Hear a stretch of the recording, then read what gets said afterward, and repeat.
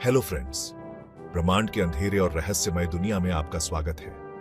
आज हम बात करेंगे ब्रह्मांड के टॉप 10 सबसे मैसिव और खतरनाक ब्लैक होल के बारे में। ब्लैक होल्स के पास ग्रेविटी इतनी ज्यादा है कि कुछ भी उससे बच नहीं सकता। यहां भौतिकी के नियम काम नहीं करते। चलो शुरू करते हैं।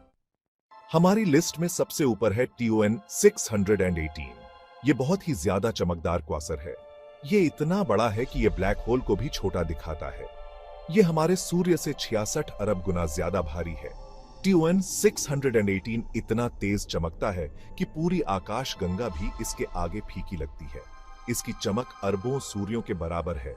वैज्ञानिकों का मानना है कि TON 618 के आसपास गैस और धूल का एक विशाल चक्र है जो ब्लैक होल में गिर रहा है, जिससे बहुत ज्यादा ऊर्जा निकलती है। इस ब्रह्मांडीय विशालकाय का अध्ययन करके हम अपने ब्रह्मांड की शुरुआत और विकास के बारे में बहुत कुछ जान सकते हैं।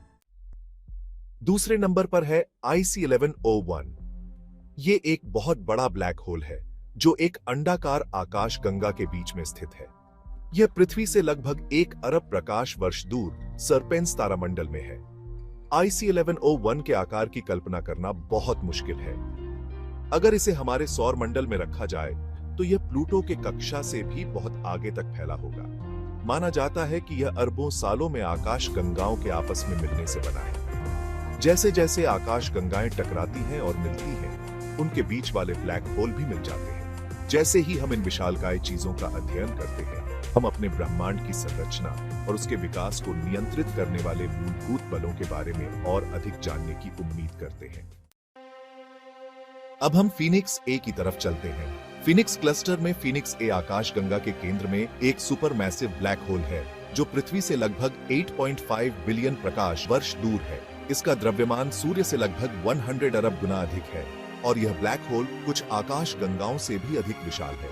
इसका व्यास लगभग 500 से 900 अरब किलोमीटर होने का अनुमान है, जो सूर्य और प्लूटो के बीच की दूरी का लगभग 100 गुना है। फीनिक्स ए अपने अजीब व्यवहार और आसपास की आकाश गंगाओं पर इसके प्रभाव के लिए जाना जाता है। फीनिक्स क्लस्टर में आकाश गंगाओं में तारा निर्माण की दर असामान्य रूप से उच्च है, जो अन्य आकाश गंगाओं की तुलना में 700 गुना अधिक है।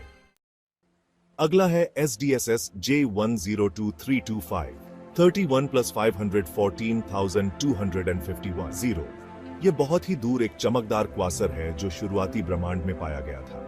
इस ब्लैक होल की खोज ने खगोलविदों को उत्साहित और हैरान दोनों किया है। इसका बहुत ज्यादा द्रव्यमान और दूरी बिग बैंग के तुरंत बाद सुपर मैसिव ब्लैक होल कैसे बन सकते हैं, इस बारे में हमारे वर्तमान मॉडल को चुनौती देते हैं। ब्लैक होल का और अधिक अध्ययन करके हम ब्रह्मांड के विकास और इन गूढ़ लेकिन महत्वपूर्ण वस्तुओं की भूमिका के बारे में बहुमूल्य जानकारी प्राप्त कर सकते हैं।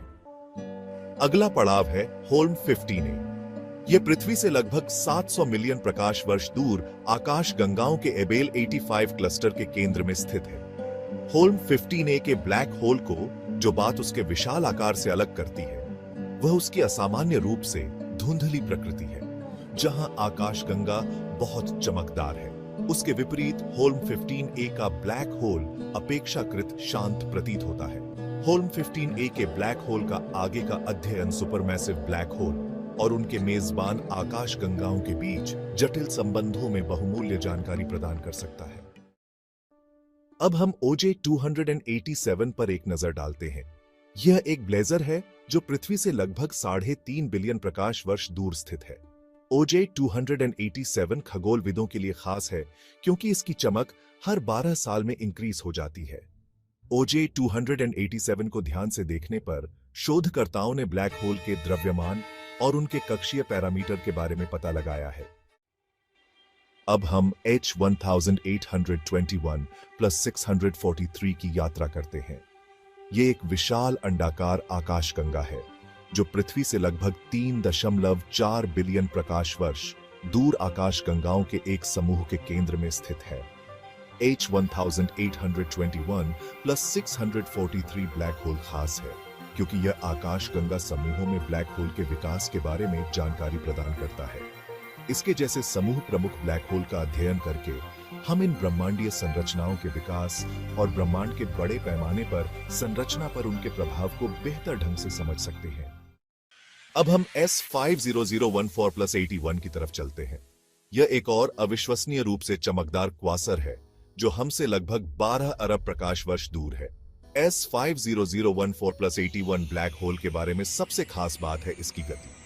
इसके जेट से निकलने वाला पदार्थ प्रकाश की गति के लगभग 80% की गति से यात्रा करता है।